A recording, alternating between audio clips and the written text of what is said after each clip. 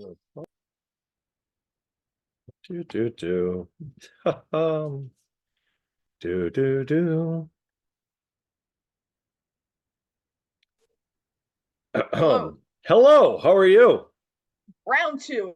Round three. Yeah, how are you? Round round three, I guess. I'm Awesome. good. I'm good. How about you? Oh, I'm much better now. I feel better now. See that we're all both human there. See, we took turns here. So the other day it was my turn. It was my turn. Today we're good. We got all the technical stuff out of the way. We're good now. Welcome again to the F4L Headquarters Podcast. I have also fixed my background, as you can see. Isn't it lovely? Yes, it It's, looks very lovely. Thank you. I appreciate it. Your background is also very lovely. Mm, So, it's the home decor that my mom decorated herself. oh, very talented. Very talented indeed. Well, happy Friday, first and foremost. Happy Friday. It's like a holiday. It is like a holiday. So, the other day when we were attempting this, we started getting someplace, and then just I couldn't get over the fact that I was all thumbs and everything else. But since then, we've been able to fix things and whatnot. So why don't you again tell the people who weren't here the other day how awesome you are and why you are who you are? Yes. Well, first off, I'm an actor. That's that's one of the main reasons I have all my photos and stuff in the background. Yeah. Um, Actually, speaking of being an actor, I did an audition today. You did. That's exciting. How was Yeah, I that? did. How was that? I did really good this time. I memorized it in about 30 minutes. Pretty 30 easy. minutes. 30 minutes. Now the audition. Now I did ask you this the other day. I wanted to ask you again. Now that it's more, now we're a little bit easier and everything's flowing solid. What is your process for getting ready for an audition, and how do you go about like figuring out what roles to look for and so forth? What is your process for that? Everyone has their own Okay, style. so my mom begins by she'll send me the script through like text. And then I will like look through it and I won't memorize it at that time until she gets home. Sure. Then the next step. So I'm pretty much I already have what I'm gonna have to expect. Hmm. So I know what I'm gonna expect. So if it's like very hard, like it's paragraphs and paragraphs long, I'm gonna memorize it before she gets home to an extent, and then we'll go over it. But the Okay. way I memorize things, I'm like a little different. I can't memorize it by just reading it over and over again. I have to work with someone, and the way I do it actually is I will get the paper and we'll read it together, and I'll get a kind of a thing, like like a kind of an idea of it. And then once I kind of have an idea of it, I'll put the paper down. We'll go page at a time, and if it's paragraph at a time or sentences at a time, I'll be like, let's say Jonathan had 400 apples. Well, if it was Jonathan had 400 apples on a Sunday morning while going to church, and goes into detail about that, you would go sentence by sentence or page by page and kind of memorize it like that. So that's how I kind of memorize Not bad. That's a scripts good. and stuff. Scripts are, what's interesting about, when it comes to scripts, and some people are so like tight knit on that.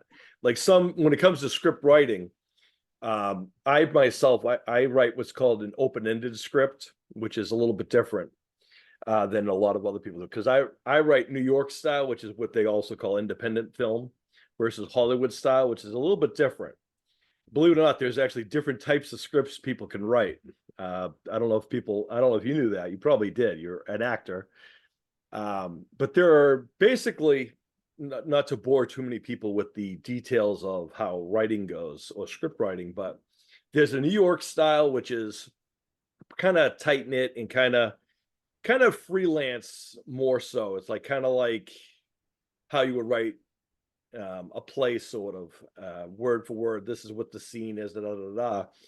Now, Hollywood style is a lot different. Hollywood style, it has to be the right margins and the things have to be in the right places and whatnot. New York style or independent films a little bit more laid back than that.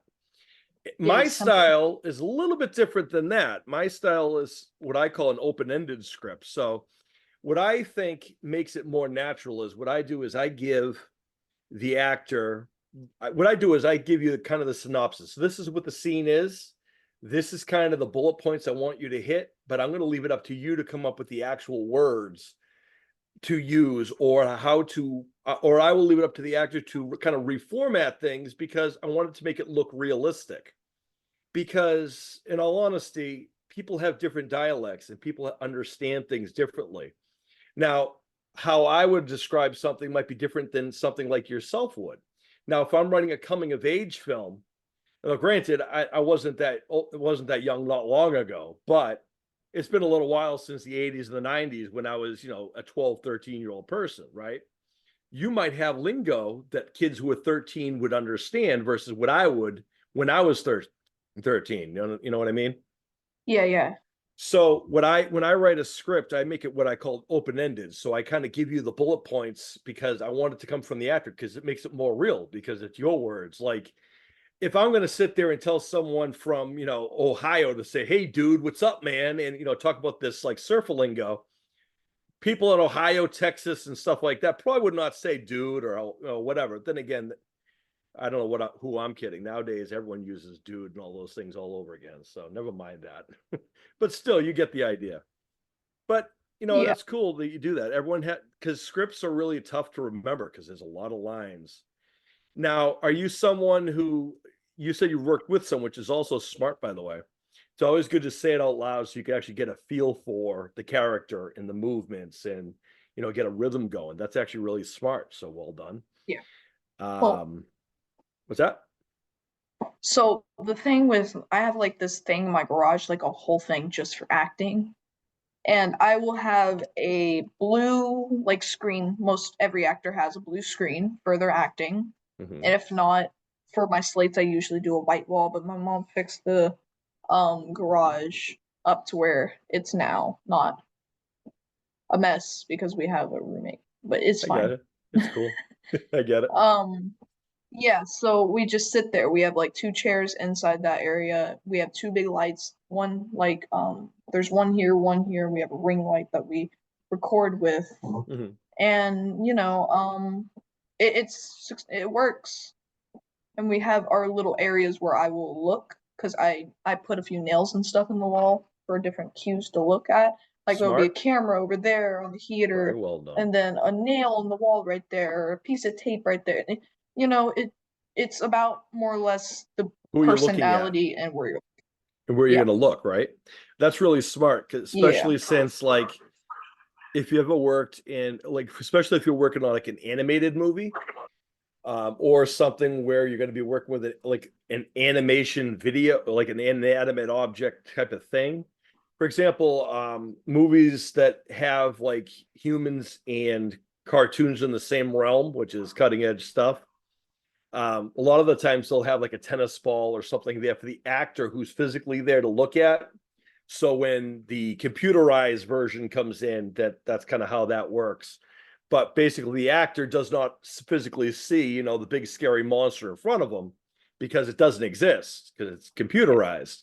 But the tennis ball that represents whatever that is that it's talking to, that's kind of what that is. So what you're doing there on your own realm, that's actually smart for someone who, I don't know if you've done films where you're working with, things like that, but that's actually really smart because it gives you an idea of where you're supposed to look and whatnot, especially not looking at the camera. That's always so fun. Um, Out of curiosity, so you said before you worked on a few independent films, correct? yeah. And you also I've worked on worked a on couple other things. The Evil Within. I'm pretty sure the school. No, that's a SAG. Heaven Song. Uh, I think Crossroads. No, not Crossroads. The WTR cities and that's it. I think. It's cool.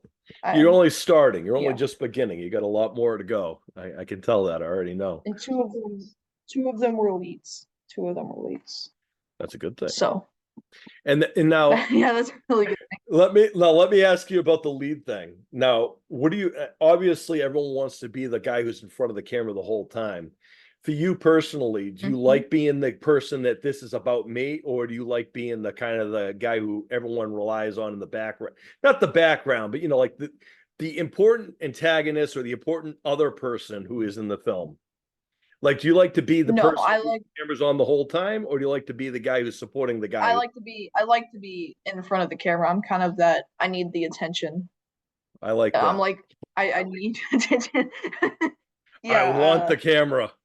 Okay, I want the camera. I want the camera so close I could kiss it. I that's want it funny. like at my face. That's funny. Uh, That's how you know yeah. you want. That's how you know there's a passion for acting when someone has that kind of thing. Wants, you know, the thing about acting now. I don't know because you say you've been like acting what since 2021. 21, you said. Is that what you said? I think yeah, 2021. Like because See, pretty yeah, good because of memory, right? COVID. Yeah, I got you there. Yeah. That's a lot of fun. Um, but that's our you're already starting on your way, and everyone kind of earns their stripes. You make those independent films, you do a couple stand-ins somewhere, background stuff, and then what'll happen is, as you probably know, it'll all snowball once you get that one thing. But then what'll Yeah. happen is you'll get that thing, right? And you're like, oh, here we go. So let me ask you this. So all the people, now you've worked with some people, various different elements of acting skills and stuff like it. What is it like working with other people on set? Like, and who do you prefer working with on set? Now, what I mean by who do I'm battling off all kinds of questions for you, but let's take one thing at a time. First and foremost, what do you like best about being on set? Let's break it down like that. Well, of course, the people, like the cast and crew is one of the main things. I tend to get along better with more or less adults than younger people, but if I have to, I'll get along with the younger. But there's more cast and crew than small little lead roles, and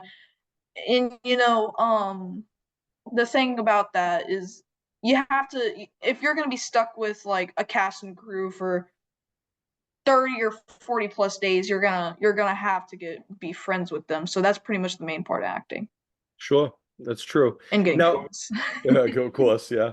Now, here's the real question.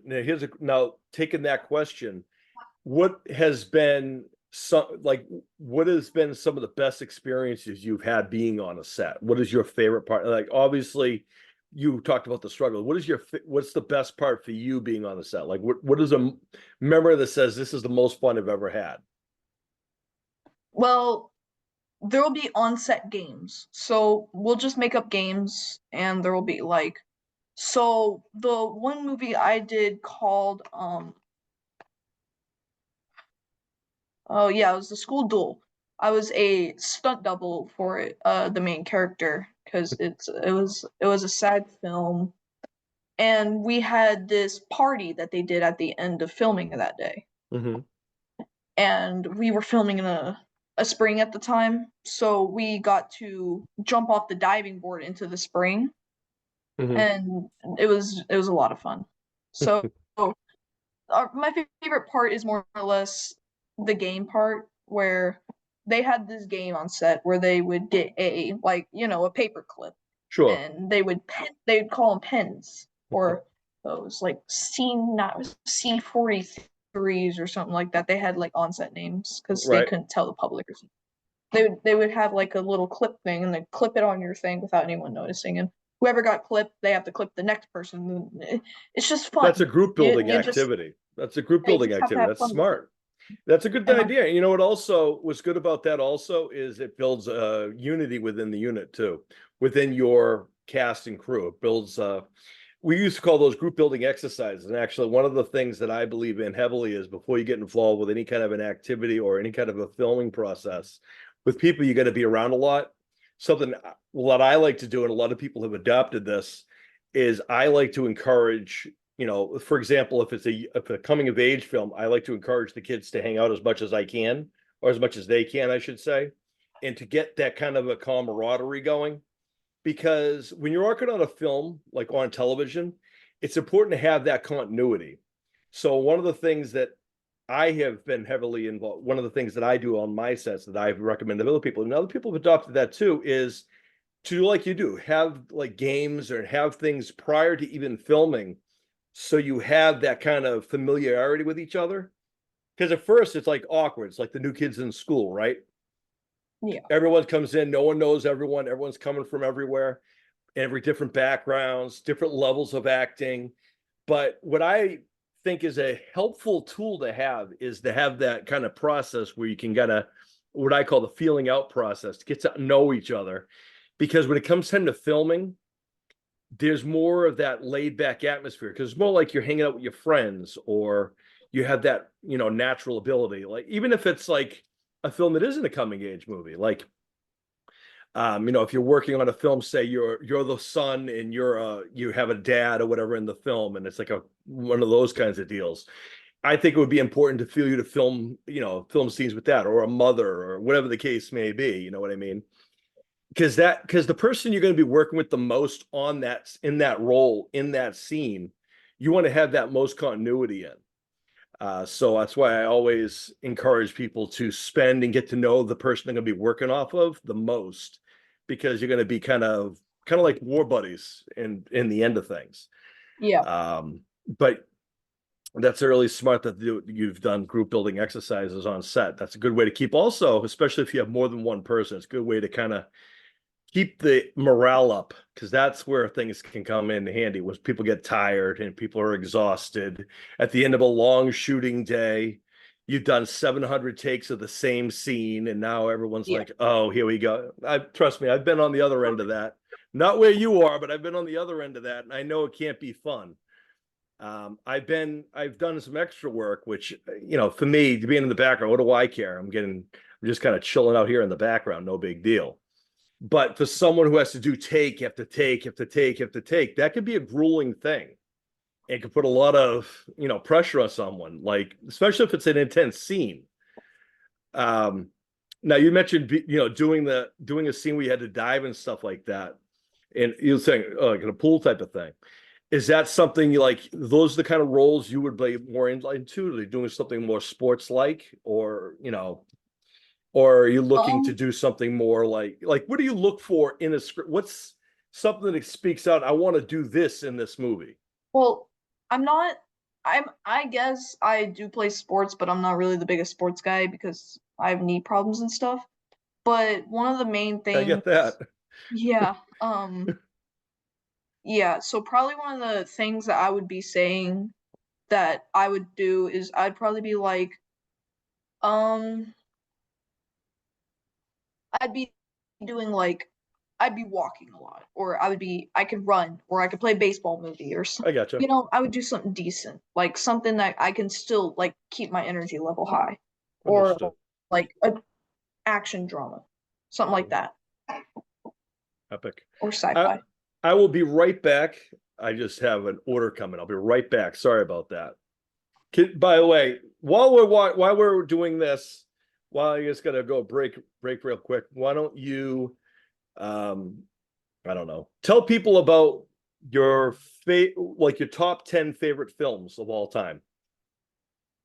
Right Okay, back. so top 10 favorite films. Probably around the action and adventure films. So my favorite, I'll go from 10. I don't. All right, I'll start with Jurassic Park. The Jurassic World Fallen Kingdom, that the newest one. And then I'll go down to the Jurassic World one. That's just the Jurassic World. And then I will go to Journey 1, and Journey 2. Journey 1 is my 8th. Wait, no, 7th, sorry. And then 6 is Journey 2. And then 5 is probably um the Star Wars Clone Wars series. I watched it for a while. 4, weird, but Breaking Bad. Yeah, it's 3, probably Homeward Bound 2, and then The Incredible Journey. I'm back. yeah, and then 2 is probably Incredible or not Incredible Journey. Homeward Bound 1, and then 1 probably the Star Wars movie, the I forgot the name of Are you a it. It big Star was Wars fan? yeah, yeah. Or no, probably the Avengers Infinity War. Awesome stuff. Mm-hmm. I apologize. I had to get my mail that was coming. I apologize. The life of a writer is never easy, let me tell you. Everything else. Anyway, back to you. I apologize. And you know what? I did hear some of those picks and some great That's some great films right there. Yeah. Some of those I also enjoy. Um, Out of curiosity, so are those roles, the ones you mentioned, all those movies, which of those roles do you think you would have loved to have a chance to be in if you could have? And why? Okay, so a big one would probably be the Journeys, one of the Journey series. Journey 2 probably, because Rock. I always made it a goal to meet the Rock. Don't know why. Dwayne Johnson, The Rock? Yeah, We went him. over this the other day. Okay, cool. That was Yeah. all right. I wanted to say this, but I didn't want to interrupt you about the casting. Yeah, go ahead. My favorite cast out of the cast that I filmed with Mhm. is Backstage. They do commercials with Disney and Universal. Okay. We know them really well, and we've made really good friends with them. That's my favorite cast and crew, and the school duel. That's awesome. You know what though? I get that, especially if you're gonna be, I mean, Disney is in general. I've heard good things about people who like to kind of pal around from the Disney world and that kind of thing there. And it makes a sense. It sounds, I think it's important when you have that niche and you have those people you get along with, that's where you're going to feel the most comfortable with. Um, so I get that, and that makes sense. And especially since that kind of crew is kind of have a reputation for having that kind of a family-like atmosphere, and that's cool. One of the things that I know that a lot of young actors struggle with, or actors in general struggle with, more so young actors, is the connection piece. As far as like, this is actually a big thing, not a big thing, but like you said, we'll say 13. The average 13-year-old might not have the ambition to do what you're doing. They might not have the work ethic that you have. They might not even like, why do you want to do this? And whatever, what have you. And what'll happen is there's two kinds of people, right? There's the people who are like, that's awesome, right? And they're supportive. And then there's the ones who are like, why are you doing that? Right. So go ahead.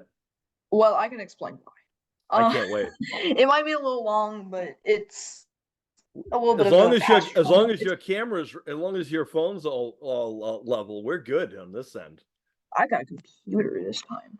Oh, I cool. don't So do want I. to. And I have my favorite computer, which is why everything's working all hunky dory now. So we're in good standards. So by all means, tell us why. Okay, so I had a pretty rough past, including bullying and a whole bunch of other stuff I'm not going to go through right now. But yeah, I went through some bullying for 5, 6 years. And it was one of those situations, those corny situations. I'm gonna prove them wrong. I'm gonna get famous, and I'm gonna be the most successful out of the class. And it's just gonna be like, I had the dream, and I was gonna make it work. That's how I was like. So, I was just thinking, you know, it was just a small idea. Like, I told you it was modeling at first, and then I thought, hey, why don't I be an actor? And then it kind of progressed. Now I'm in like 9, 10 movies, and it's just, you know, it's working out. And I, the funny thing is, I got paper right here with all the movies and stuff. Um, all of these movies haven't came out yet. None of them. awesome. The highlighted ones I filmed, I've got the ones I filmed for. They're highlighted. Um, am I allowed to say all of them? I don't want to You don't get have sued to or say, anything you by don't some have of the to SAG say any, films. you don't I don't have want to to get sued by the say, SAG films, so I'll you probably don't have to say anything about those. You can just tell us, what your experience was, which ones you're excited about. You don't have to even tell us what the movie is if you don't want. okay. So the It's about ones what I you can, feel comfortable about. yeah. That's all. So I feel like I can say these, because this one has a website, so it's called Tech It, WTR Cities, School Duel, um, and probably the Mr. Watson one. Heaven Song is iffy, but yeah, probably. Cool. Epic. Yeah, I'm excited. excited. I'm Those. excited for you. And you know what I like the most about your presentation? Well, not your presentation, but your explanation is you don't know. I know this story you just said, I've heard so many times. And you know what my favorite part about it is? I've actually seen people do exactly what you're saying you're going to do. And guess what? At the end of the day, guess what? You What? have how many movies highlighted on that page? 1, 2, 3, 4, 5, 6. I can And almost guarantee you anyone one, who's two, bullied three, you, four, five, 6, 7, 8, 9 movies. 9 movies he's got highlighted that you're actually And going to either be in or have already filmed, right? two leads. Yeah, two leads. Okay, so 2 leads. So to any of the bullies out there in the world, you've already won. What are they doing so wonderful in their life? Um, Probably not much of anything except for wreaking havoc and doing much of just nothing, like the average. I'm so miserable. I can't pass my grades in class. I repeated a grade. Yeah. So at Cause the end of the day, I am a bit. I don't know if you knew this, but I can't stand bullies, and me neither. I do a lot of work for anti-bullying stuff. My first film that I wrote was an anti-bullying film, Okay. which was based on a song that I wrote, which I performed live in front of people in 2001, about a month That's after 9/11. older than me. Yeah, But I know, right? but actually, one of the movies that I'm filming in is actually trying to get rid of bullying too. It's like a bullying film. It was a school duel, I believe. Awesome. I am in full support of anything that's going to put it into bullying. My regular 9 to 5 job is I go to schools and I talk to kids about bullying and how to prevent it and why the grass isn't always greener on the other side and so forth. Because now I got to be clear, I have never been bullied, but I've seen people be bullied, and I learned a long time ago I'm not going to be someone who's going to sit there and watch it happen. And I became proactive versus just sit around and watch it because I know that happens a lot, which is why when I do my presentations, I go to schools and stuff and I tell people, listen, bullies aren't dumb. They're going to wait till no one's there. I mean, I know there's all kinds of those old tropes, sticks and stones will break your bones. And, all of those things that, people used to say that none of them ever work together today or not ever. As I had told you before, my ambition growing up was to be a pro wrestler. And I was short, I was skinny, I was poor. I came from a town that nobody cared about. And people in my family never thought that any of it was anything big. And people loved to doubt me. My favorite thing was when my step family or people in general said I was never going to graduate high school because I was not smart enough or good enough to do so. So from 7th grade to 12th grade, simultaneously back to back, I was either on the honor roll or high honor roll every semester. And when I graduated high school, I graduated high school with honors, 14th in class, because my last name has an S in it, National Honor Society, while being on the sports teams, having a couple scholarships that I was awarded, and I still graduated high school with honors. What did I do to get back at those people who said, you're not going to do this, and they talked down to me and all these things? I invited them to my high school graduation because I had to do a presentation, and they had to sit there with the rest of the town and everyone else there when they read that graduating 14th in class, National Honor Society, yours truly. And they'd have to sit there like everyone else and listen to everyone else cheer while they sat there. They didn't show up, of course, but just the sensation of the feeling that I proved them right, because something that I love more than anything is when people doubt me. You know what I mean? So all those people who said, gave you a hard time before, I can't wait till these movies get out, because you know what? I'm going to plug the heck out of them when they come out so people can go see the great Kane in action. So all those bullies can, have their mom and dad give them money so they can see you doing what you do best. That's what I say about that. What do you think of that? I think that's really that's a really good comparison to what's going on with a whole bunch of people that are going through bullying, and it's a really good comparison to a lot of things, including acting. Yeah, I think a lot of people forget how powerful words are and how important our roles are, and they forget kind of what gifts we are given. And when I was growing, here comes that old thing again. When Back I in my started, day. I started training in martial arts when I was 4. My grandmother thought it would be good for me because we lived in a rough area. So I got into martial arts at 4. I started doing tournaments at 5. And I remember back then in the 80s, we're talking, people didn't talk about doing martial arts or any of these things. But I was always confident in myself because on a mat, I was somebody. The people in my sensei, the dojo that I belonged to, my fellow people I trained with, the people who I competed against up and down the East Coast of the United States in those regional tournaments up and down, I grew to earn their respect because I put my work ethic in.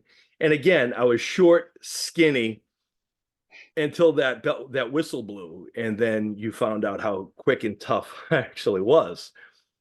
Now, that being said, but my passion, if you would, my kind of moment was when I went to my first live wrestling show, and I was 6. Now, I bring this up because I'm going to ask you another question around this, and it's kind of that awakening, that aha moment, if you would.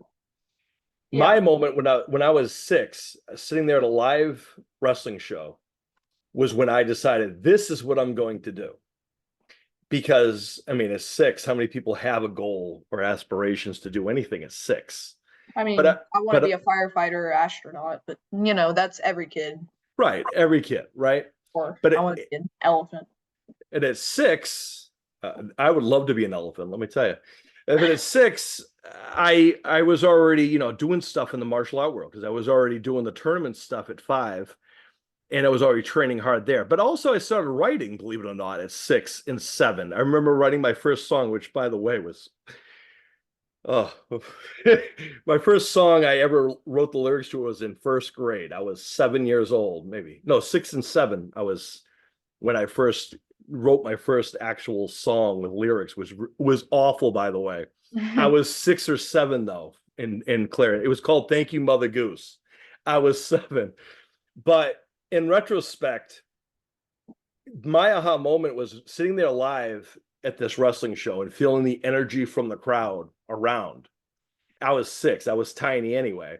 But it wasn't the main event that made me want to become a pro wrestler. It was that first match on the card that no one cares about normally. It was between 2 people, as my uncle said, the 2 nobodies who participated. One of them, I mean, I'm not going to say the name. You don't know. I don't know how much about wrestling you know, but one of them was named Steve Lombardi, who would go on to become the Brooklyn Brawler. The other one was Leaping Lanny Poffo, who, by the way, did poetry as part of his gimmick at that time. Gimmick is what you call a persona of a wrestler. Like The Rock, his gimmick was to be the people's champion. That's his gimmick. The big raw guy. Yeah, The Rock. Yeah, I know The Rock. I know Dwayne Johnson very well. He's a really cool guy. Hopefully you do get to meet him eventually because he is quite interesting. I've been fortunate enough to work with some of the best and know some of the awesome people in the world. But all that comes with a thing. But in retrospect, that first match, watching these 2 guys have control of this audience, this live audience. Now, when you talked about, doing a live thing before, that's why I say I know what it's like to go live, because when you're a pro wrestler, that's all you have. There's no safety net. You're in front of all of those people. In all honesty, a lot less, in a very much of a different dress than everybody else is, so to speak. If you ever watched pro wrestling, if you watch The Rock you know, that sense of confidence you have to have, or self-confidence, I should say, to go out there and go out in the rock attire. Do you know what I mean? But not everybody has that. I had the confidence to go on a ring, and not a ring, but I had the confidence to go on to a martial art mat and all those things.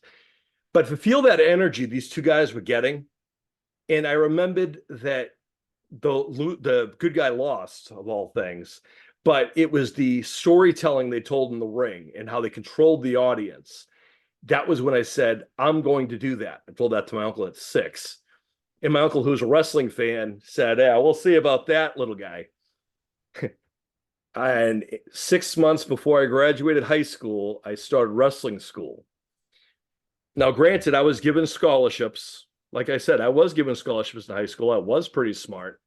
I did wrestling in high school. I also did soccer, football to the world audience.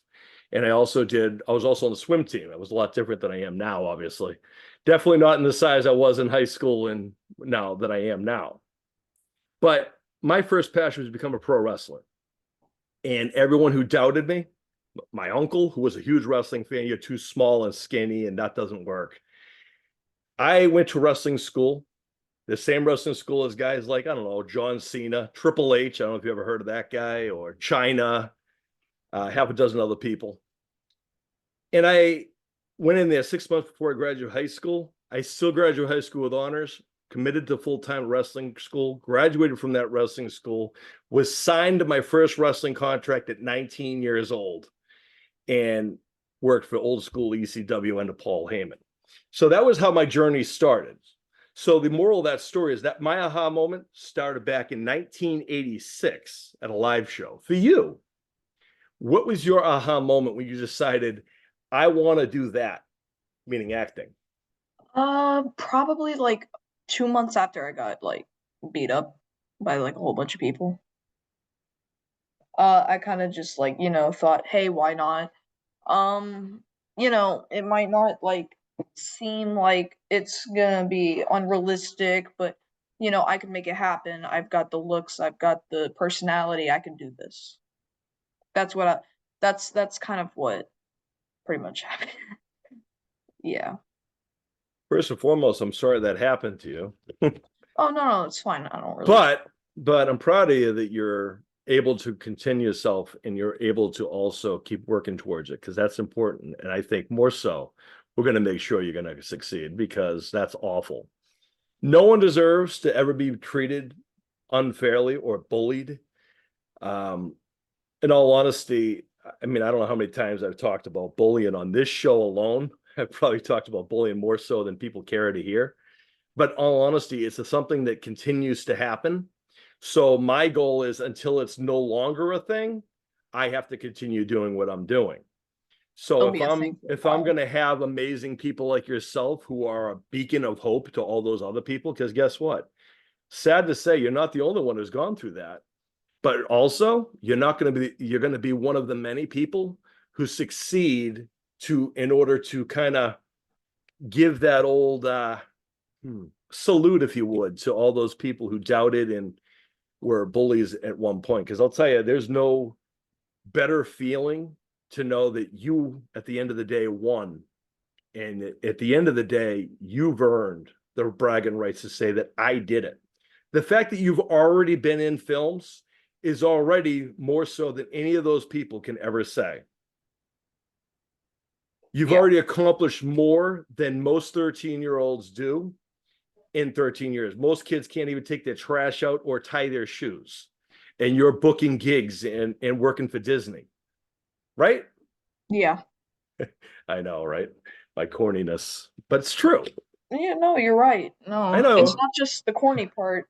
It's not just the corny part. True. Not just the corny part. No, in all reality, you're right. I feel like I could keep going and I could make it. Now, yeah, I'm probably gonna have to graduate and still get a college degree, but I could still act while getting a college degree. And if I make it before I need to get a college degree and I'm set, I guess I'll be on set. A lot of people have done that, and there's nothing wrong with that anyway either. How do you like school? Do you like school?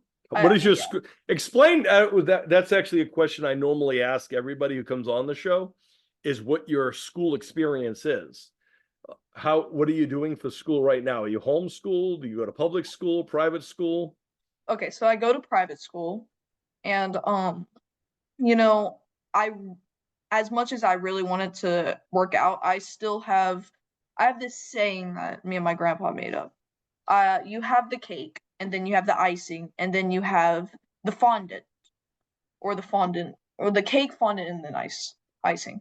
So pretty much you've got your cake, which is your base layer, your thing that you think is going to happen the most, and is going to be a guarantee happen if the other thing doesn't work. The fondant is like a backup if the cake doesn't work, or if the fondant works, you pretty much just, you stick with that. And then you have your icing on the cake. The icing is like the backup of the backup.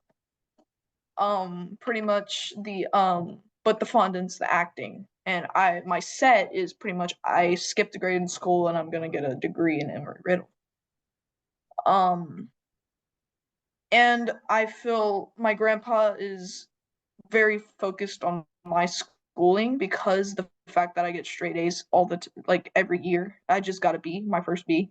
My school is weird, but I haven't What class did you get a B in? language arts. Oh, okay, that's okay. We'll pass you on that. It's fine. Yeah, language arts is weird. They add like new words every B day. is still on a roll, by the way. Yeah, yeah. So I mean, I get a sticker for straight A's, a so it's not sticker. really A a sticker. sticker. Good for So you. it's not really that. Yeah, I got a A+, slap a sticker on my forehead and go. Well, and then the icing on the cake is, well, I guess I'm gonna just get a job at McDonald's and just, be miserable for the rest of my life. That depends on how well you make that role work. I mean, are you McDonald's? I think when it comes to jobs, and I think when it comes to a level of success, I think it depends on how we look at things. I always like to think that always you should have a plan A, B, and C. For me, I wanted one thing, but then I also had other things I was interested in. I also loved writing. I also loved to help people. So what happens, especially in my line, see, acting is in one good thing about acting, for the most part, is there's limited ways you can get injured, if you would.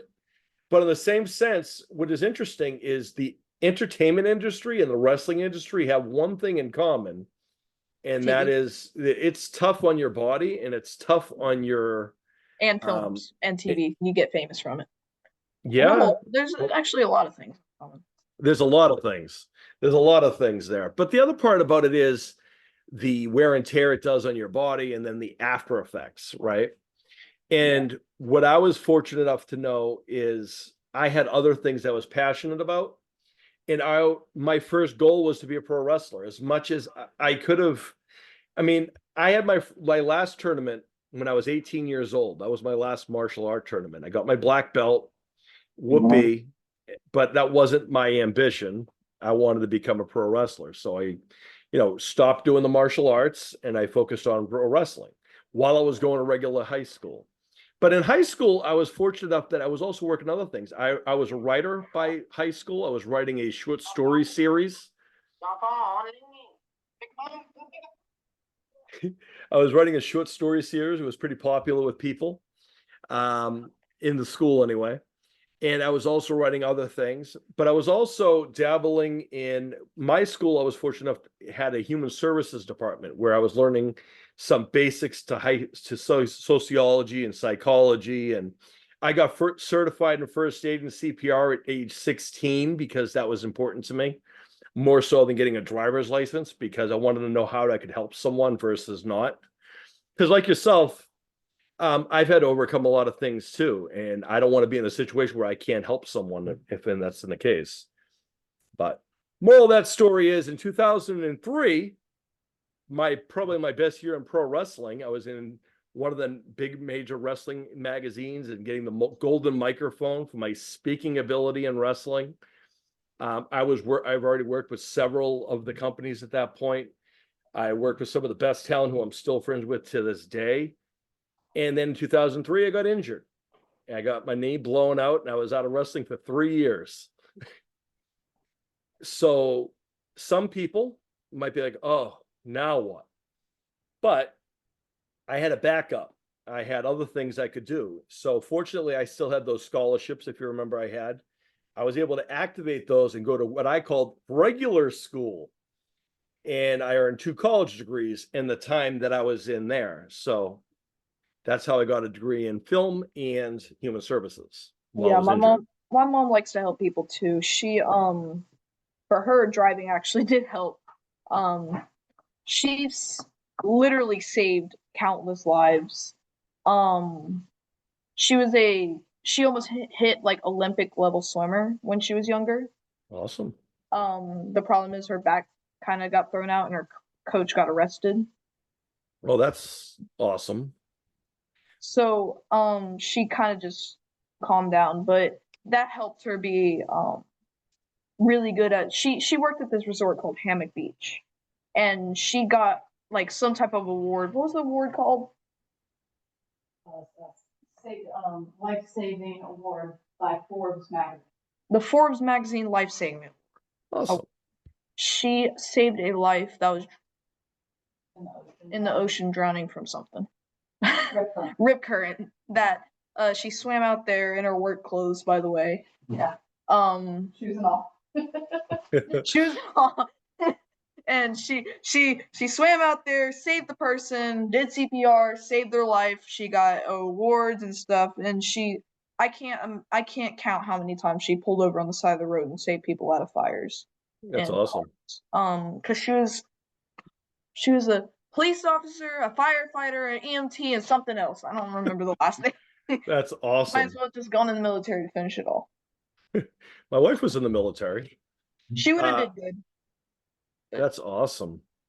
I can relate to your mom. A lot of those things you described, I've had to put myself into places because I don't want to be in the space where I can't help someone. And that's a scary situation to be in, but it's also one of those things you don't really think about it. You just know the instincts to get involved. Like when I was watching people be bullied, I would be the one to step in.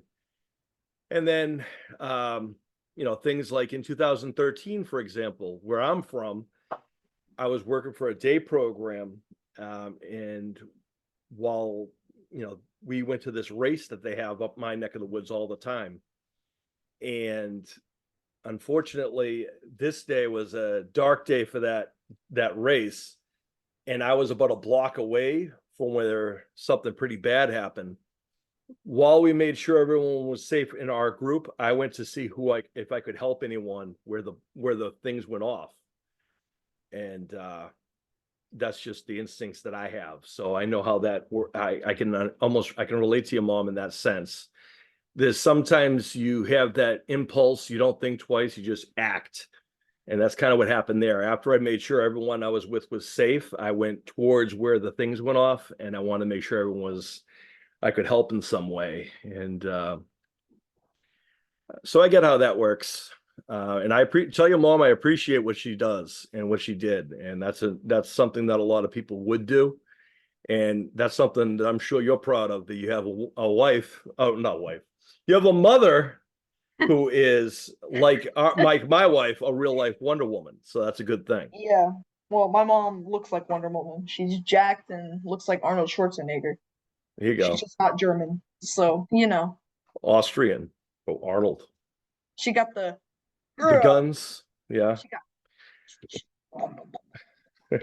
One of our old jokes were, I don't know if you ever heard of John Cena. He's a guy that I used to work in the gym with. I don't know if you ever heard of him.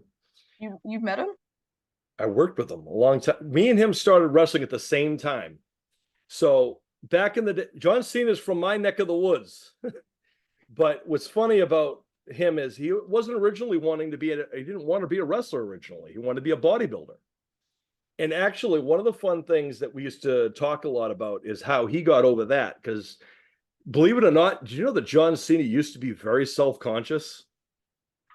And so much so that when he went to, his goal was to become a bodybuilder, because we all would work out in the gym and lift weights. We were called gym rats back in the day. They still call them that. Yeah. Yeah, well, good. I'm glad that some people still use that. Well, his goal was to want to be a bodybuilder, but he was still not completely comfortable with the whole bodybuilding, presentation. So his coach at that time out in California, he would tell us the story about how his coach had him do his routines in the bodybuilding attire in the middle, in front of the busiest intersection of California. And that's how he got over his kind of self-conscious thing. So it's all about overcoming those obstacles to get what you did. Because I mean, that would lead him into, becoming, that. But bodybuilding didn't work out. He came back to wrestling, went to another wrestling school, no big deal. But very nice guy. And generally, I still talk to his dad quite a bit. His dad's a pretty big deal up my neck of the woods. In fact, his dad I'm going to be working with not long from now. But it's cool stuff. His dad's a promoter up in my neck of the woods. And in 2024, when Jazz Fitness returns, so, his dad's one of the people that are going to help Jazz Fitness come back. So that's exciting. But in retrospect, yes, I know John Cena and multiple other people, unfortunately or fortunately, depending on how you look at it. But that actually was going to lead me to another question I had for you. The people you worked with already, I'm sure they're all really cool people. Have you ever worked with someone that you're like, oh my goodness, I'm working with so-and-so?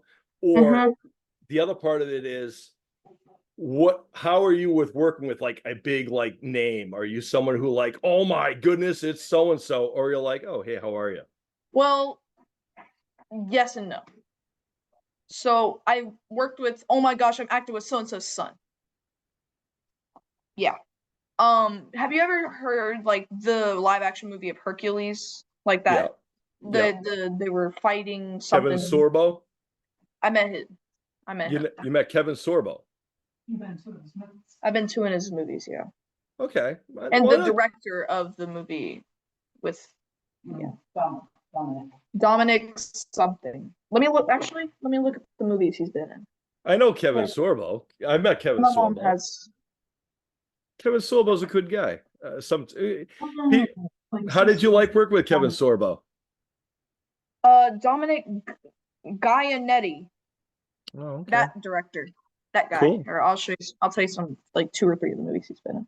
That's a religious it's more of a, is that more of a like a Lifetime type of thing or a Hallmark type of thing? What, Hercules? No, not Hercules. That I know that a lot of the things nowadays that JC Films. Yeah, okay. All right. Have you ever heard of Heartbreakers? What is it? Random Hearts. Heartbreakers. Any Given Sunday. Random Hearts. There's something, and then it just Something about Mary. There's something about Mary.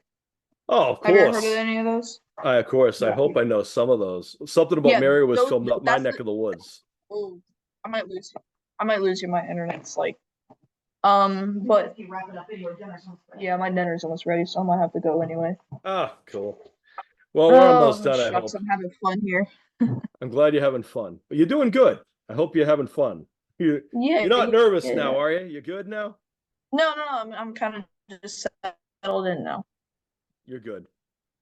Well, I want to say thank you for coming on the show first and foremost, and again coming on the show. Much better than the last time. Inviting me. It's been a pleasure having you on. Always welcome here, and you are always welcome here. And I hope that you're going to have awesome success, and I believe you will. So before I let you go, I like to let people have the opportunity to say whatever they need to say, plug whoever they need to say, shout out whoever they need to say, and whatnot. So for that, I'm going to turn that back over to you and let you tell people where they can find you, whatnot, and any special message you want to have for people. Tag, you're in. My Instagram is actor Kane, all lowercase, actor _ Kane, Kane. I'm pretty sure you would probably see that by my name's in here. Mhm. But yeah, that's that's it. That's all my credits. And if you want to, you can follow my TikTok. Um, for all right, this. Ooh, that looks like the sun. Bright I'll just light. say it. All right, yeah. PREACHED 3. That's it. There's no cap. There's no caps. It's all lowercase. I made my profile picture myself. Sweet. I'm on IMDb. Find me on IMDb, Kane Lowry, just how you spell it, capital K, capital LLOWRY, and KANE. Awesome. That's One it. last question before I let you go. Do you like pro Go wrestling? ahead. I haven't really been into it, but no, not really. I'm not. Yeah. I mean, there's been some funny moments I've seen, but I was just curious. I haven't I was followed just it curious much. because I know you said you mentioned The Rock and people like John Cena, and I know they've done acting too, so that's Yeah, a possibility you know them from they're that. huge actors now. They're both huge actors now. So is Dave Batista. He's another good friend of mine, or as I used to know him as Lazarus. Actually, funny story. Then I'll let you go. One of my favorite matches that I had early in my career. We were doing a cross promotion with ECW and Ohio Valley Wrestling, which is where John Cena and some other people trained.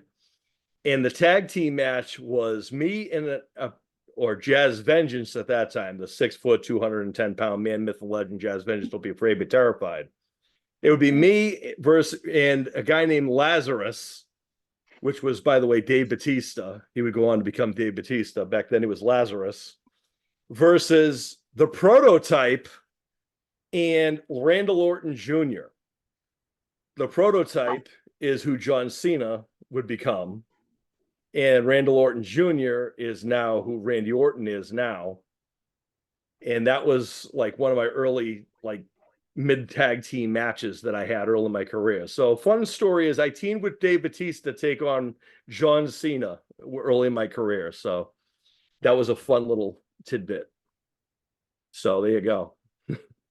Dave Batista, you might know from Guardians of the Galaxy. He was in that. The big buff guy. Yeah.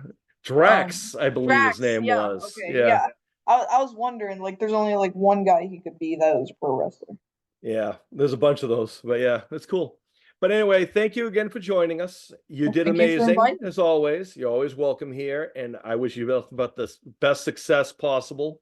I know you're going to rock it.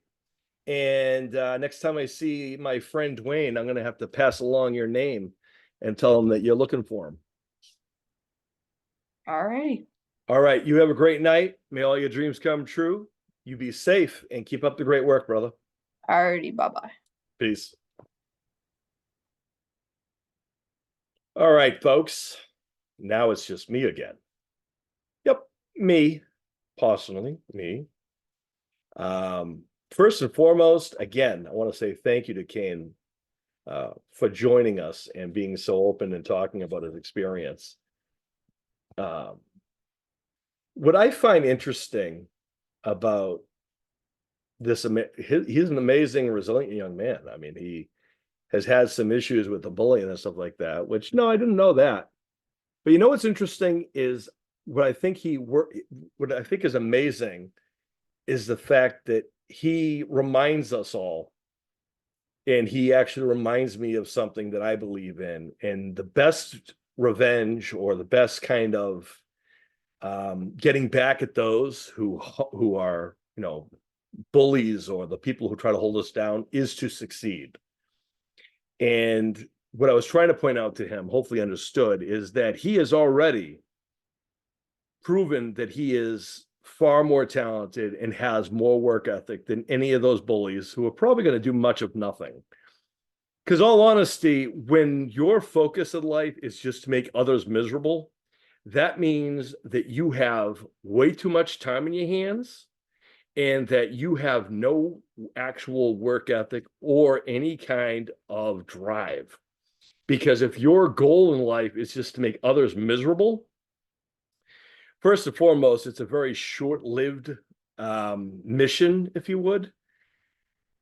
But the best part about it is that there's people like myself who people said, you're too small, you're too skinny, you're too short, you're too, poor and whatnot. But guess what? I overcame that to achieve what I did. Kane, this young man right here, he is going to succeed also. He is going to be a big time actor. And I'm sure Dwayne Johnson, The Rock, if he heard Kane's story, I'm sure I'm sure knowing Dwayne as well as I think I do, or well as I do, I'm sure that Dwayne would also agree that this young man is phenomenal and doing a great job. And I say sticking it to those bullies and acting as a reminder. And my favorite part about when people succeed in their goals, when they are bullied, is when they succeed, the bullies have nothing left. And it shows how pathetic the bullies are in the world. Because while those bullies are so focused on making other people miserable, here's this young man who was, picked on, who overcomes that to work with some great actors and go on to a great, profound acting career. This young man is a very resilient young man, and he has a great legacy he's about to become. His mom sounds like a real life Wonder Woman. My wife is also a real life Wonder Woman. And what I find amazing is that there's these real life dream masters in the world and dream warriors in the world. Kane is a young man who has ambition, drive, determination, a dream. America is built on dreams.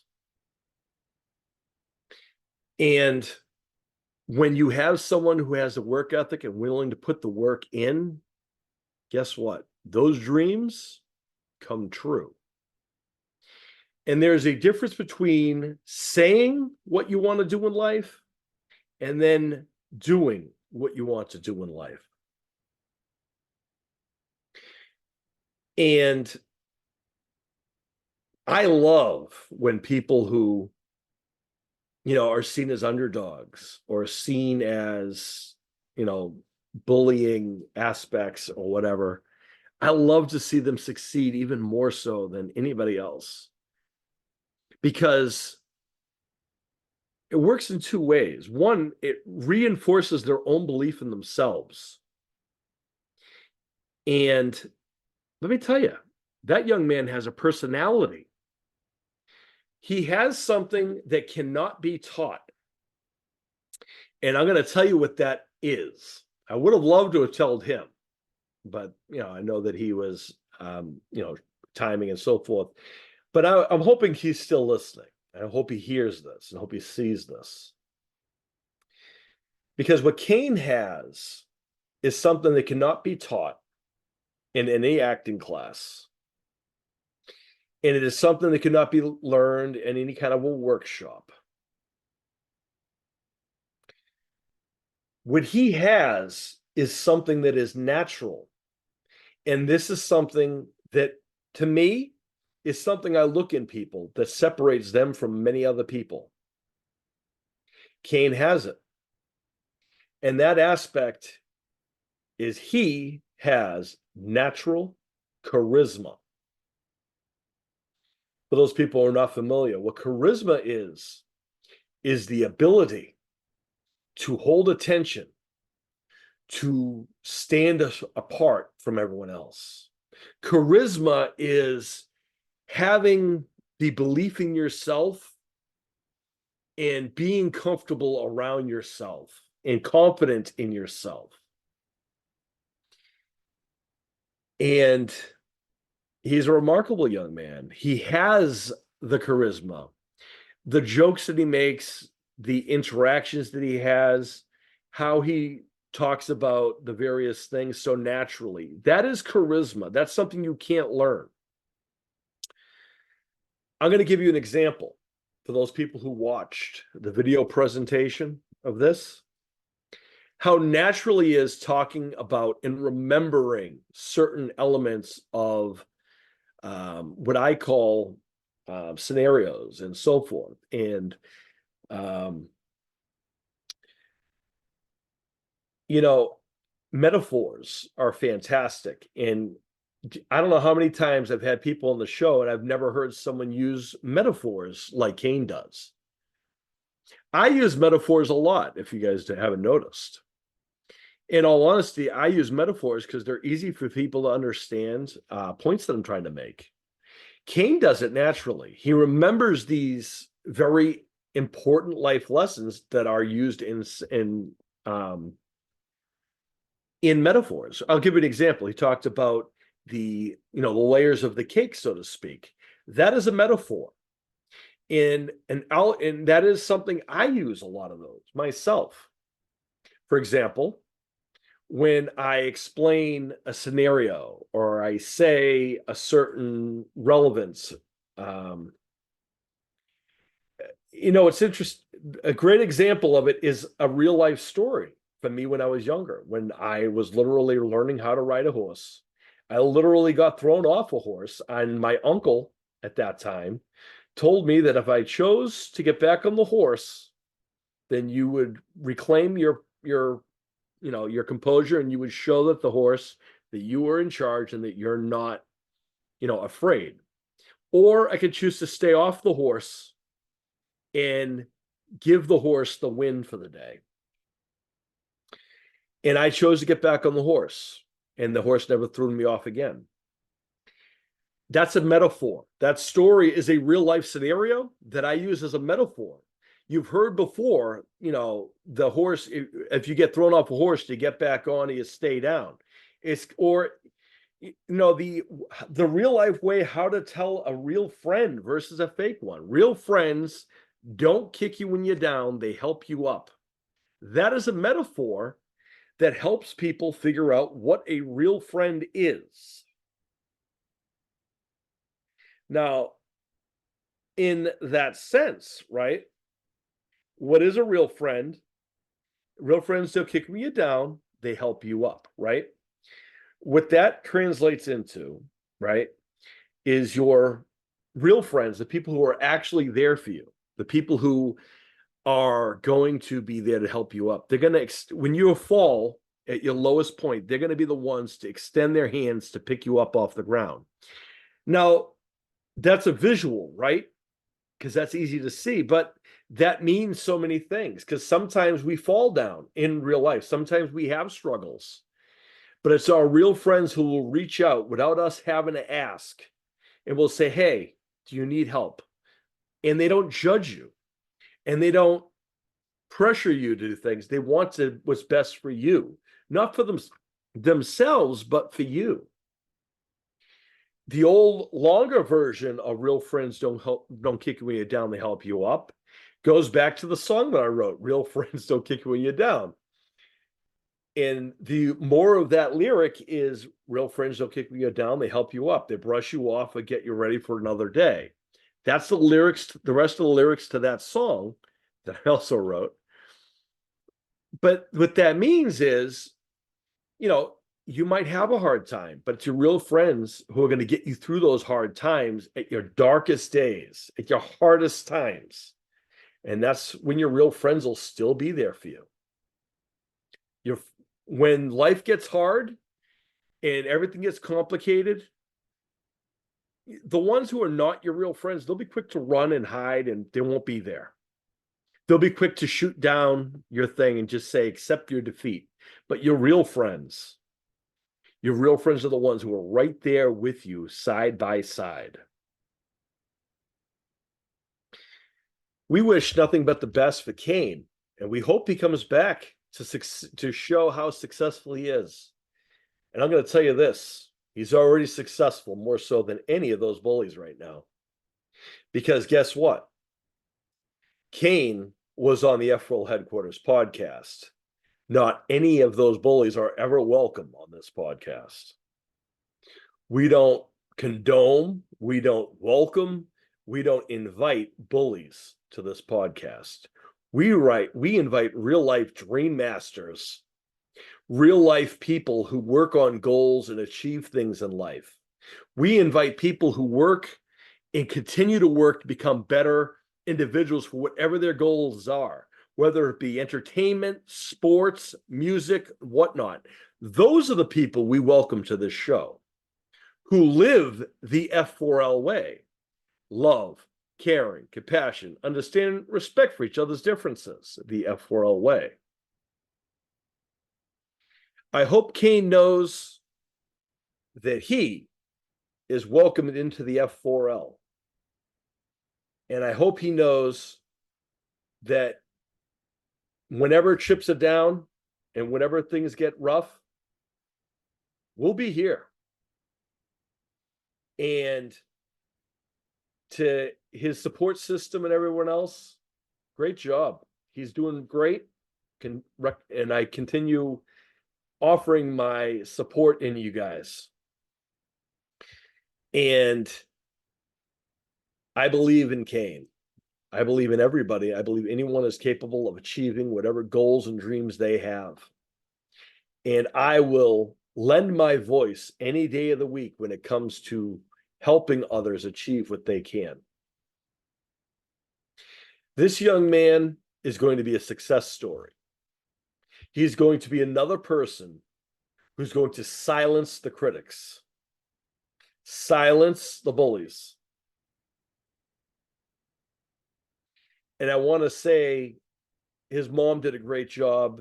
I'm not familiar with, I didn't really get into this personal life because I don't think that's professional to talk about, everything like that. But what I love to hear is how supportive his family is and how important the different elements everyone is, how intelligent they all are. His grandpa using metaphors, him understanding the metaphors, his mom, a real life Wonder Woman. If they're not a success story, then I don't know what is. And if they are not F4L, then I don't know what epitome of an F4L is. This young man is going to do big things in the entertainment world. And I can't wait till he succeeds even more. Sometimes in Hollywood, it's a tough business. I myself have learned about the film business. There are good experiences, there are sad experiences, there are eye-opening experiences, but at the end of the day, the important thing is to take something away from everything you do in life. Take some type of learning lesson, because that's what makes us better and stronger as a goal or whatnot. Myself, we've talked before about people I've allowed on set or bringing people on or trusting or empowering other people be part of something that I worked on. And that comes with a life of lessons, right? But you know what? As much as those things were disappointments, those are gifts that I get to learn from, that I can transport and I can explain to others to help them avoid those things. Now, going back to something I started originally, now I'm on video. I don't hide. It came to my attention yesterday when I was reaching out to someone who I used to have a reduced relationship with. Apparently, someone or people are going and they have multiple accounts of me. Well, I want you to look at my face. I want you to look at me and listen to me directly when I tell you. There is only a handful of places you can find me. You could find me on my Instagram at F4L Icon, SEANJAZZSTEVENS1. That's my only Instagram. It is linked to my only Facebook account. Hold on, I've never even told you guys my Facebook account. I'll tell you my Facebook account because we're going to clear this up right now. I want you to look at my face, okay, and get this straight. All right, cool. So, because I never look at my page, I am Sean Stevens and Sean Jazz Stevens in the description. The F4L icon, Sean Jazz Stevens, is my name on Facebook. And in the pictures of me is me and my family, my daughter, my wife, my son. In my profile picture, it is again from our wedding that we had from years ago. That is my only Facebook account. Now, granted, I have pages, Jazz Fitness, and the F4L things that I'm associated with, whatever. And then on Instagram, I've already gone over this. I know I've said it. I guess I gotta say it again. My only account is F4L icon, SeanJazzStevens1, Sean Jazz Stevens, public figure, professional wrestler, YouTuber, podcaster, writer, filmmaker, comedian, public speaker, anti-bullying advocate, leader of the F4L, MMA athlete, and a family man. That is who I am. And you can also find my official links on that Instagram, by the way. And as far as that goes, let's chat about my YouTube real quick, which, by the way, if you're listening to this right now, clearly you know what my YouTube channel is. The only official YouTube channel that I have, get ready for this, is Icons of the F4L. That's Icons of F4L 444. If you're looking at the @ thing. And that is my official YouTube channel for this podcast, Icons of the F4L, and maybe possibly something new coming up this year. And the other channel, if you would, that I have on Instagram, on excuse me, on YouTube is, get ready for this, because he returns this year. It's Life Hacks from the Fitness Center from the Jazz Fit from Life Hacks from the Fitness Center with Jazz Fitness. That's me, my wrestling character. And that will be coming back soon, as you'll see some new Jazz Fitness promos getting ready for my return this year to pro wrestling. Those are my only things. I am not on X or Twitter or anything like that. I had one. I do not use it any longer. No use of it. I don't have TikTok. I don't have Snapchat. I don't have, what was the other thing? Telegram or anything like that. Listen, I can barely operate the things that I already have, which is Instagram, Facebook, YouTube, and of course, this podcast, which is heard anywhere that a podcast is. Outside of that, this is it. This is who I am. This is where I am. Anyone who tries to pretend to be me, you must have I'm telling you, you are I would think you would want to pick someone a lot easier to be than me. But apparently, regardless, anyone who's listening right now and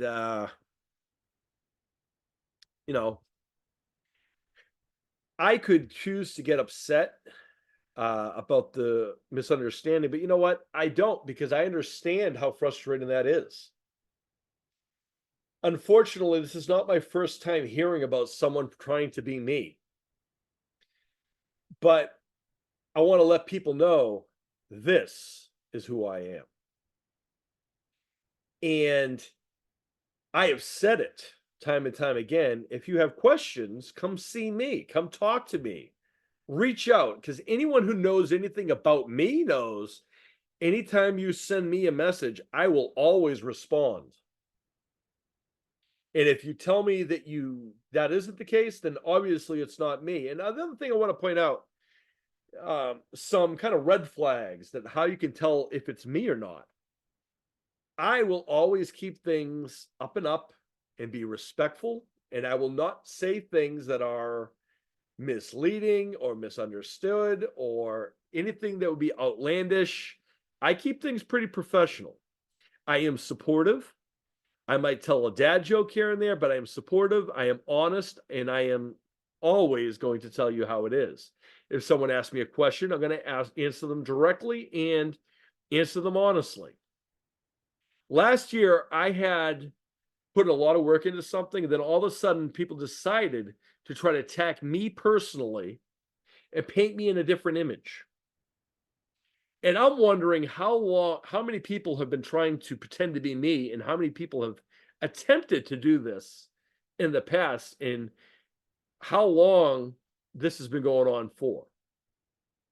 But regardless of that, I've already cleared up that whole mishap last year. And I have already proved time and time again about all of that, that you shouldn't believe all of the fake hype. Because everyone found out that, nope, I was right again, and I told the truth always. At the end of the day, I could have been upset about all that last year, and the only thing I'm really upset about isn't so much about these people who I've cut out of my life now, because frankly, if you are going to go that route and try to force, ask me to help you, and then you want to just get rid of me, all that, and take credit for that, hey, whatever, by all means. That just means I have nothing to do with you anymore, or my F4 I'll have nothing to do with you anymore. That's all. Because at the end of the day, I have learned that you can't make everyone happy. And I want to point out to people that if you think that people are always love my support, if you think that I haven't been either attacked verbally or any other ways by people, you'd be wrong. I've been called names. I've been attacked physically. I've been attacked cyberly. I've had people hack my accounts. Listen, at the end of the day, I'm still standing. At the end of the day, my F4L still know who I am and know what I'm about. And at the end of the day, I have a voice. I'm not afraid to use it. I have a face. I'm not afraid to put out there.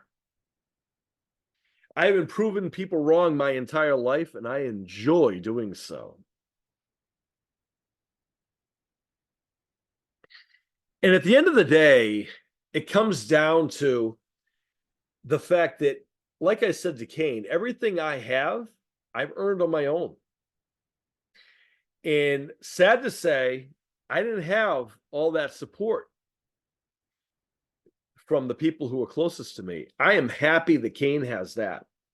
I am happy that a lot of my F4L, a lot of my successful people in the world, and a lot of my friends who are F4L, a lot of the people who I have so much respect for and value in, they have those supports. But guess what? I support them too. But the reason why I support them, and the reason why I'm so passionate about helping others and giving back, is because I know what that struggle's like when someone doesn't believe in you. And I also know that sometimes in life it comes to that one moment of a leg up, that one opportunity. And I often said, if only I had this opportunity at this time or that time.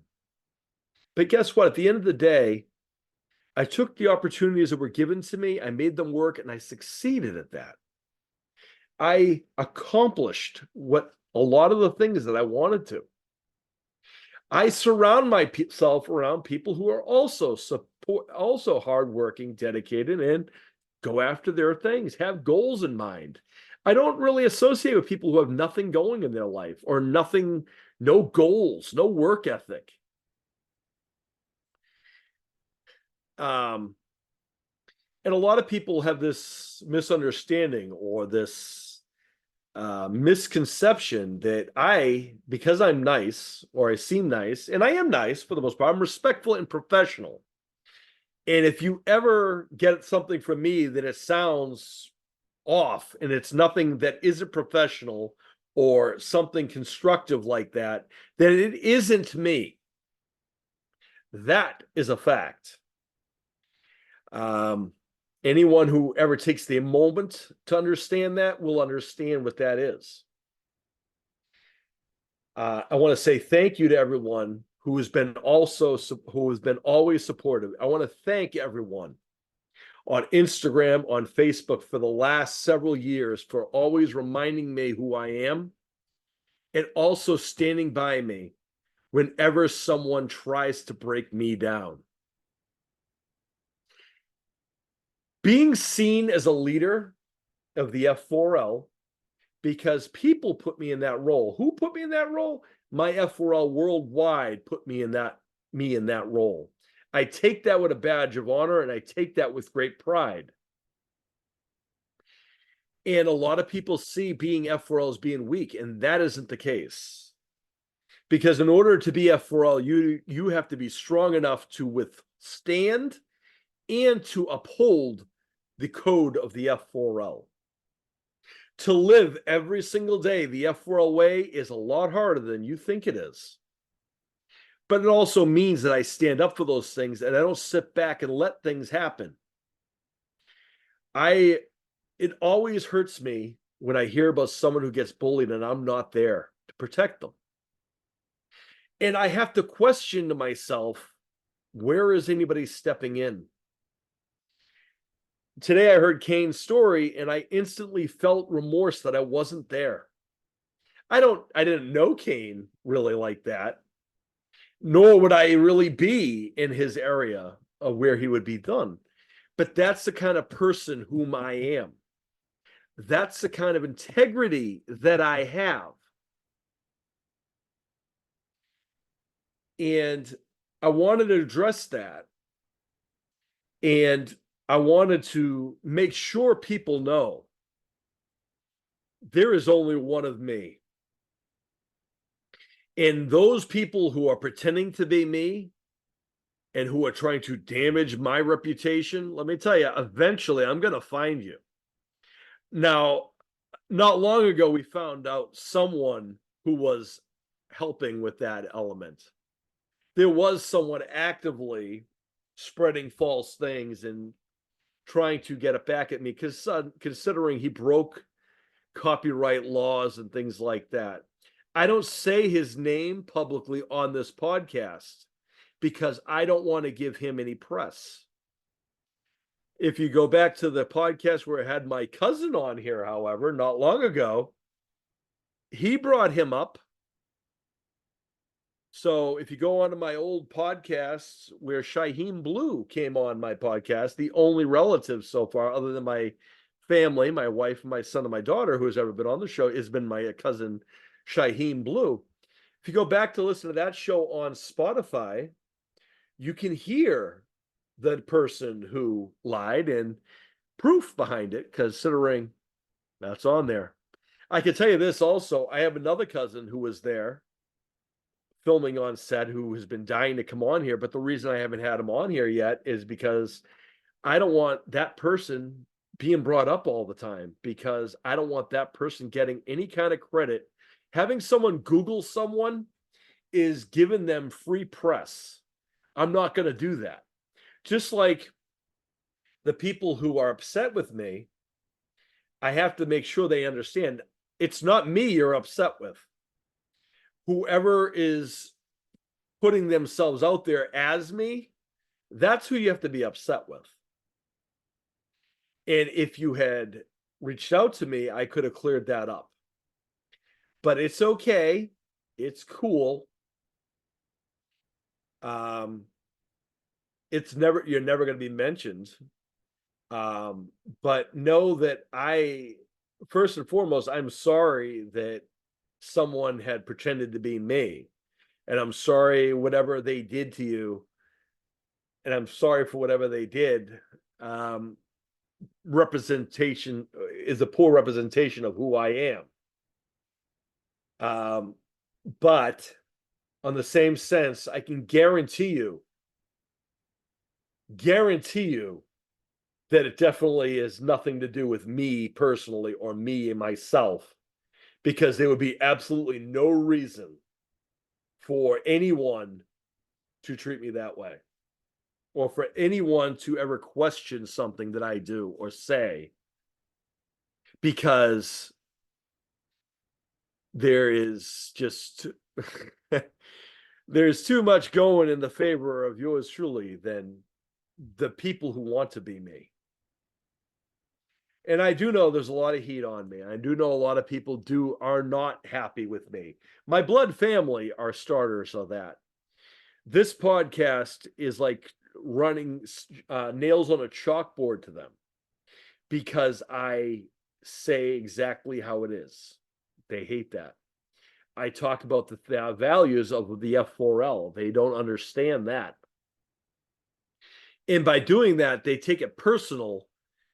And at the end of the day, that's not really what I'm trying to do. I'm trying to make the world a better place. But by making the world a better place, that means I'm not going to bring and make that about you.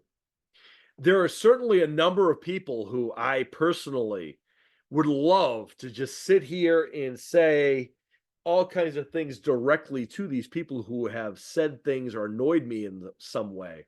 But rather than me do that, I talk in reference and I confirm my beliefs by not saying their names, but by bringing them up and telling the scenario. They know who they are, which is another reason why they're not happy with me.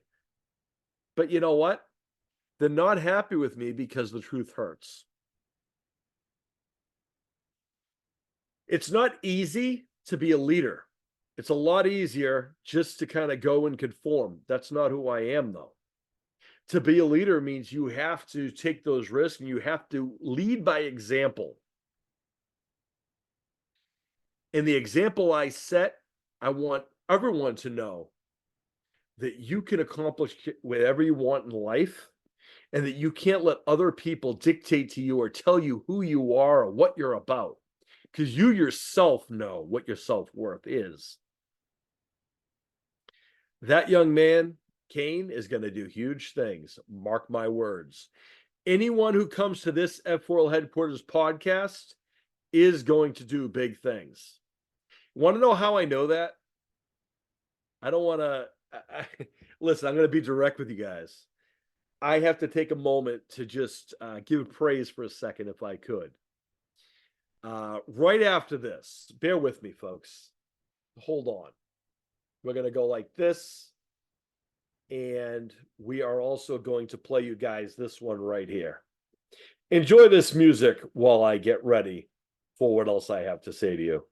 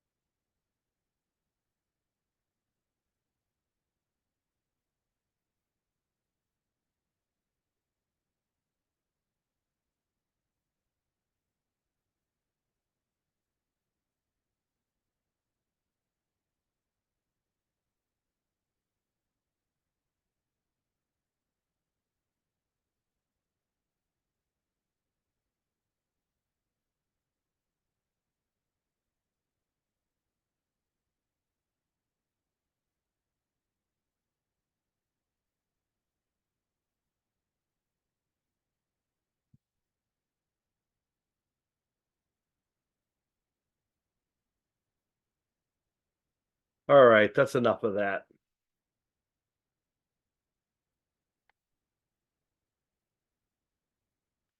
All right, so I'm back. I want to acknowledge some people, if I could, for a moment. And I want to see if you guys can understand kind of where I'm coming from. First and foremost, I am proud of everyone. For anyone who has ever worked hard and dedicated themselves to whatever their goals and dreams are, I am in full support of whatever it is you want to do. I see no difference between someone who wants to have a goal in entertainment or sports. Granted, there are different goals and different aspects of things that you want to aspire to do. But at the end of the day, what truly makes the person is the work ethic that goes into them. And I want to acknowledge a few people. First and foremost, let's start with our latest guest, kane-lowry. That's right. I know how to say your name, bud. Kane-lowry. I just screwed that up down, didn't I? Kane I've watched Kane. I've seen him do some incredible acting work in some films and some other things.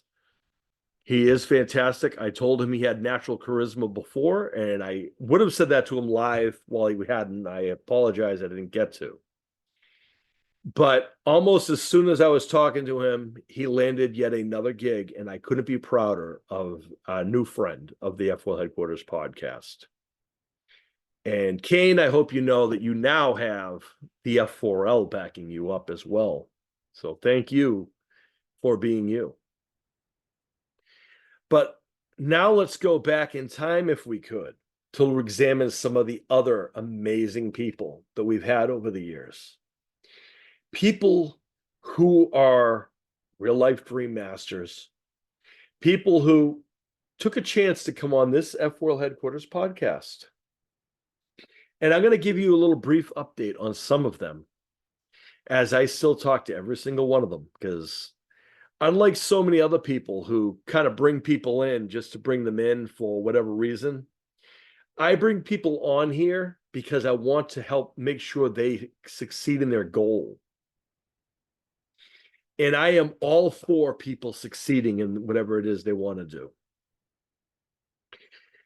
I have invited many others, but let's just chat about the people who did come here on the F4L Headquarters podcast. Okay.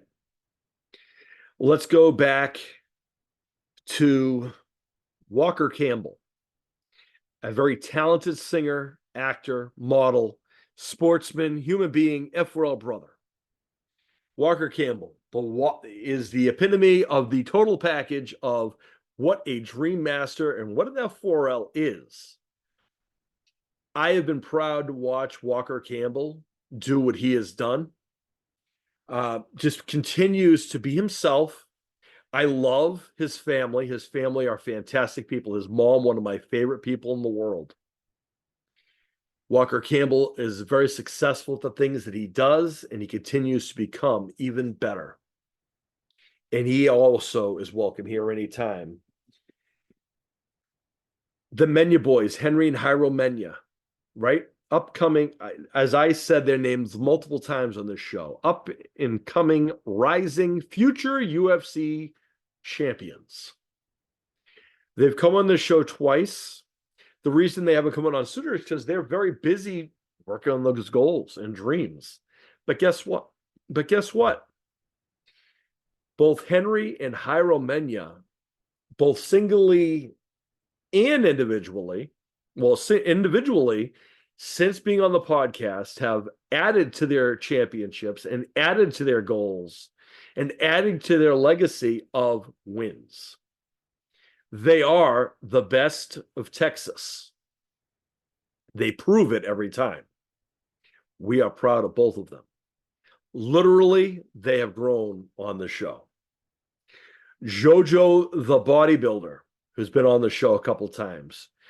Jojo is the one person on social media who has the opportunity and the right to call himself a bodybuilder if he's under a certain age. The reason he can do that is because he has lived and is who he says he is. Jojo, the bodybuilder, has been on this show a couple of times. Now, granted, he hasn't been on since we've done this format. He will eventually.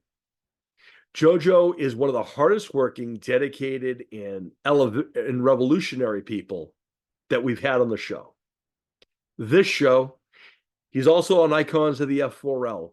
He is one of our first and only Grand Slam champions, which means that JoJo, the bodybuilder, has held every title that we've had.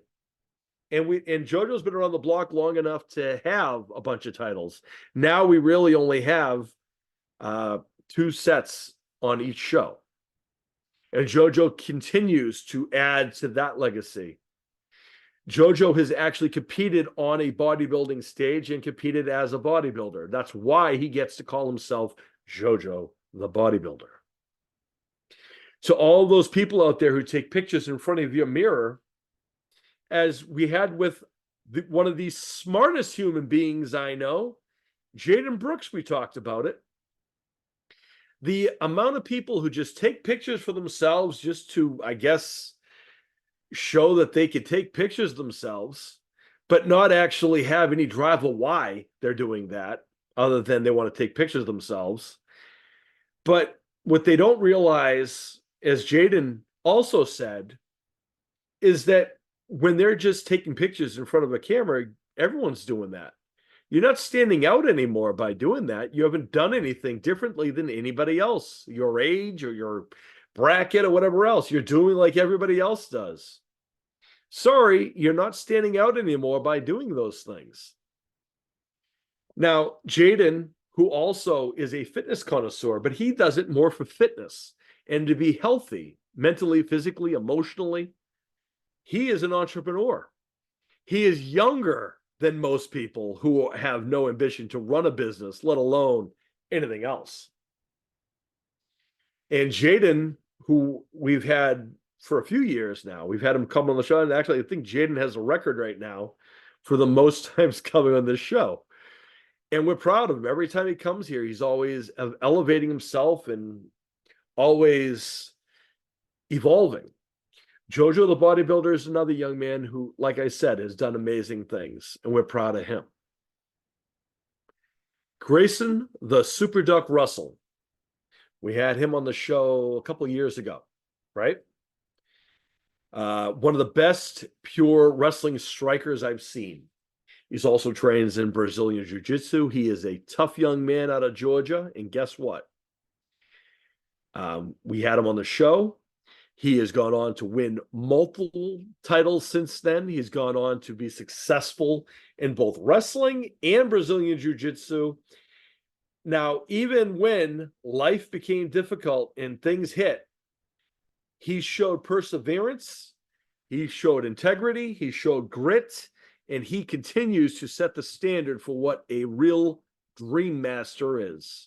We couldn't be prouder of the Super Duck. One of our recent guests, this is probably one of my most interesting things. Action Jackson Baker. Very, very charismatic individual. We had him on the show, I think, in October. In October, he was getting ready for a fight he was going to have. And apparently that fight didn't go as he had planned, but he was added to the Icons of the F4L, our YouTube wrestling show. But since then, since that show, he continues to persevere, add to his wrestling arsenal, as well as his martial arts background. And I communicate with them all the time. And guess what? I'm very happy that Jackson is getting people almost daily calling him to sponsor him in that amount of time. I said these names, they come on the show and they succeed. Some people come back, some people move on and do big things, and I'm proud of either one of them. I'm proud of either one of those groups.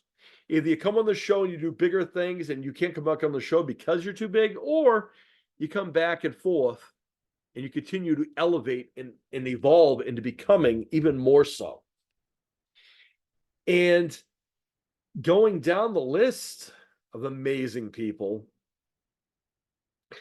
let's not forget about the king of bling, Elijah Furton.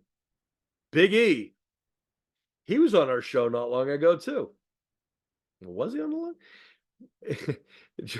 He was on our show, and he has since being on the show, he's continued to add to his legacy and add to his repertoire.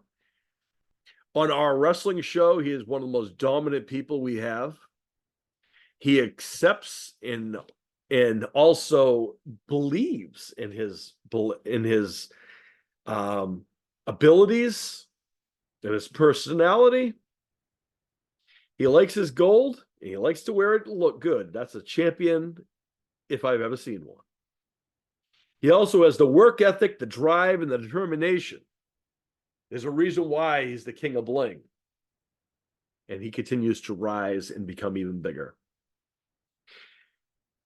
And all of these people who I mentioned, they have all done amazing things since coming on this show.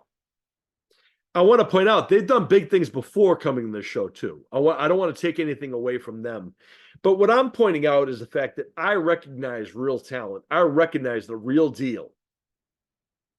And I believe in people. And I have no problem singing the praises of people who work hard and dedicate themselves. How many times have I said the names of people who I know probably will never come on this show because they're either too busy or whatever. Some people are not into the talking about themselves. But guess what? That doesn't mean they don't listen, respect, or acknowledge the fact that they know that I know they're awesome. Some new people I'm going to tell you that we're trying to bring in here. Jesse the Untamed, Connor Money Stellman, we're trying to bring in here. Isaiah the Natural Trainer. We had the Nightmare Noah Tyndall, and he will be coming back now that we know everything works. We're going to be bringing the Redheaded Terror, Anthony Devilweek, back too for his own little segment. We're working on bringing in the Nation, Ryder Lockwood. And you know what they all have in common? Every single one of them. I said they're going to do big things. They continue to do big things. Is it a coincidence? They work hard. I acknowledge their work ethic. Some people just, click a picture and whatever. I not only support them, I acknowledge them and I sing their praises. And I've been doing it longer than a lot of other people who've been sleeping under a bridge who haven't had a chance to hear these people. When it comes to Florida, how many times have you heard this name, the Adele Boys? Anthony, the Hunter, Mason, the Hammer, Ty, the Devil, Troy, the Terror, Adele. All four of those brothers of the Adele Boys are all beasts in their own right, and they are the dynasty of Florida sports. The people who surround themselves with the Adele Boys, who train as hard as the Adele Boys, who train with them and fight with them, people like Jake the Snake LeBlanc, who, by the way, has an upcoming fight on the 13th, which is tomorrow. Let me tell you, Jake the Snake's going to show up, and Jake the Snake LeBlanc is going to show up, represent, and I would almost put money that the Snake strikes and adds another W to his legacy. Again, all of these people have an open invitation here. But the reason why they haven't is, one, because they are extremely busy achieving their goals. They have some of the hardest and they are busy individuals. They work hard. But you know what? The reason they are as successful is because of the work that they put in.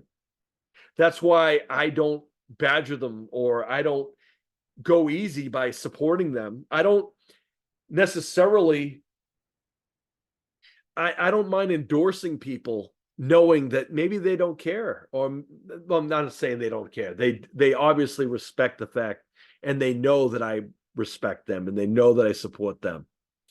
But I think that when it comes to, listen, when you're at that level already, where you're already a dynasty, you don't need to worry about doing things like podcasts and things like that.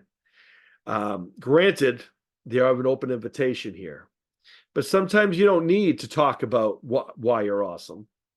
Now, granted, I'm happy to have people reinforce why I say they're awesome. People that I've had on the show that I just mentioned, they remind people why they're awesome. They go on, they continue to show people why they're awesome. The Adele boys will continue doing that until they are all UFC champions. Jake the Snake LeBlanc, another one. Connor CJ Stellman, another one. Jesse the Untamed Wellman Jr., another one. The Lionheart Dmitry Chernikov in the California area, another monster rising. Henry and Jairo Mena, the monsters of Texas. Ryder, the Nation Lockwood. Big E, the King of Bling, Elijah Furton.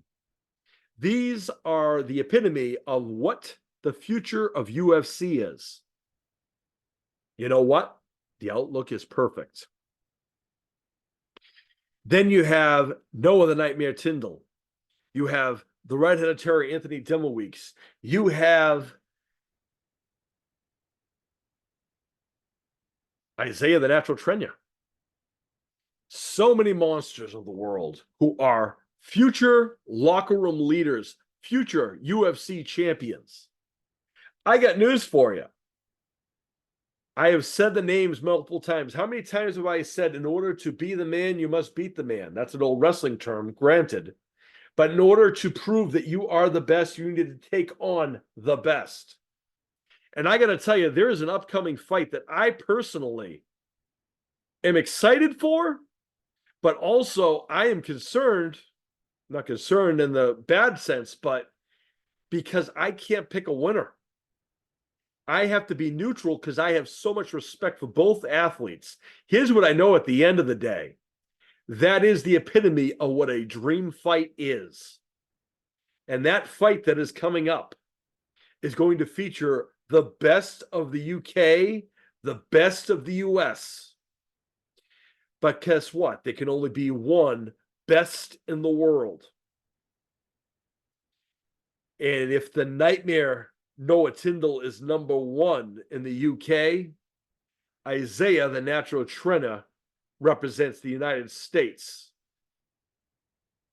Both young men, hardworking, dedicated, hardcore, both are future UFC champions. Both are beasts. Both are icons of the F4L. Both are the leaders of both of their worlds. They are going to have a real life fight. This is the epitome of what a dream fight is. This is, well, in hindsight, in the youth MMA world, I don't know if there is another dream fight out there. I mean, I personally could think of some that would be pretty good. This is something I couldn't even book. They did this in real life. In all honesty, no matter who wins that fight, they are both warriors. They are both dream masters. They are both icons of the F4L. And at the end of the day, they are both the best of their divisions and the best of their worlds. And whoever emerges at the end of that fight between Noah the Nightmare Tyndall and Isaiah the Natural Trenya, whoever walks out of that will be the best in the world. The other person is going to be the person who's going to challenge that person again. I guarantee you on that. They heard and listened to what I say. Because in order to be the best, you need to challenge the best. You don't become the best in the world because someone says you are or because you tell people you are. Noah the Nightmare Tyndall had a fight not long ago that everyone talked and raved about this other person who, by the way, I've never said anything about on this show because I don't see it. I don't believe the hype. Noah the Nightmare Tyndall, I believe the hype. And when I heard these two people were going to fight, and I heard they were going to have a match, I got to say, I was excited because I knew what the outcome would be. I knew that the Nightmare would humble the beast. Oh, sorry, the mini beast. And you know what? Guess who was right again? I can't wait to get Noah on the show again so he could tell people about that particular fight. I gotta say, I saw some footage from there, and he came in there with all of these fans thinking that they had a real champion, thinking they had this thing in the bag. But guess what? They believed the hype. Noah didn't do the hype thing. He went with the real thing. And it goes to show you sometimes nightmares are better than beasts. And some nightmares come true, and that's exactly what happened. You know what? I'm hoping that after that, maybe the young man learned to be humble after that. I don't know, because I haven't heard much about him since, because the nightmare made him humble. Is exactly what he's done to many others.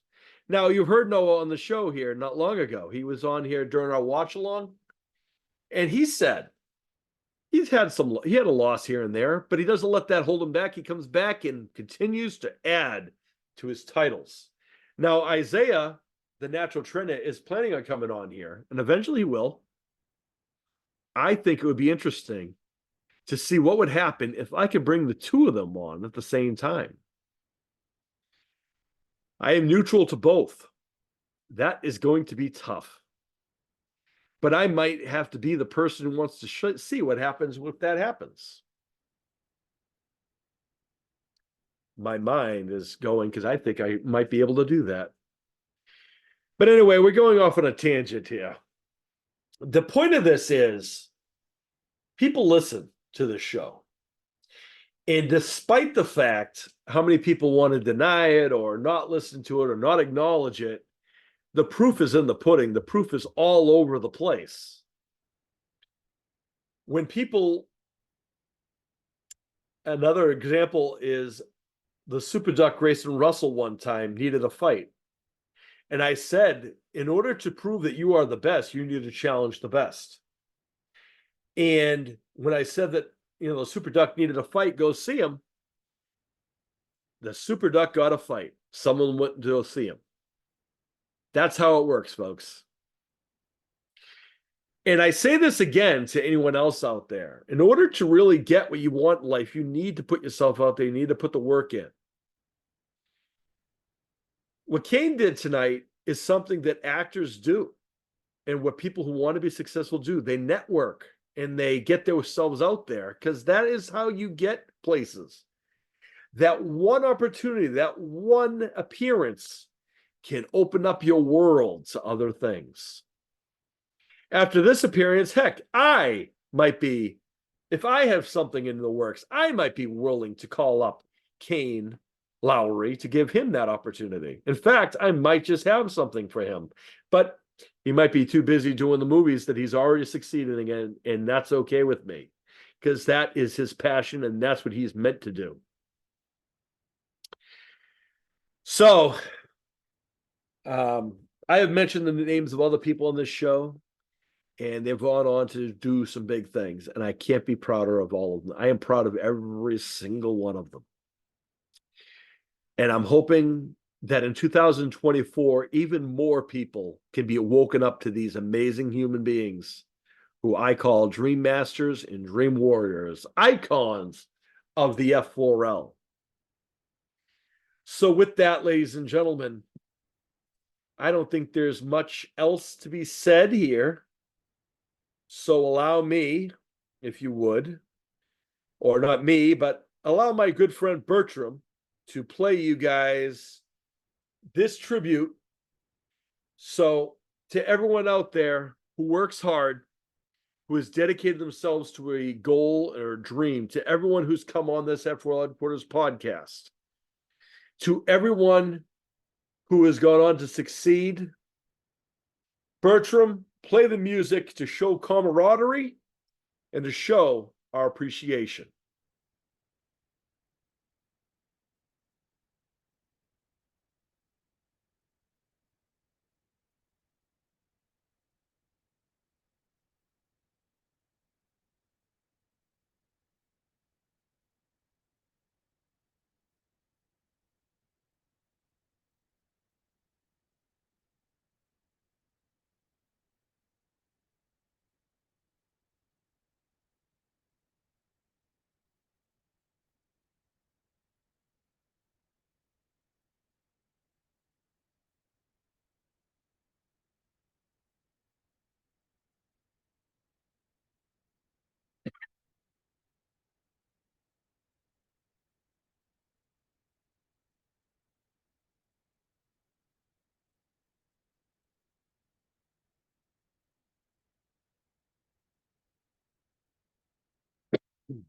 Excuse me, folks.